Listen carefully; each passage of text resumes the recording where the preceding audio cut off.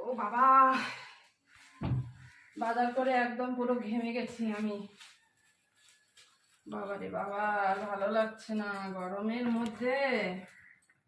আজকে সোমবার, নিরামিষ খাবো, তো মাছ টাছ তো আনতেই পারিনি। দেখো কি বাজার এনেছি, বাজারে সবজি নেই। তো বন্ধুরা, এই যে আলু এনেছি, পেঁয়াজ এনেছি, বিস্কিট এনেছি, প্রজাপতি বিস্কিট, তো দই এনেছি। আজকে আমাদের নিরামিষ, তো দই দিয়ে খাওয়া যাবে।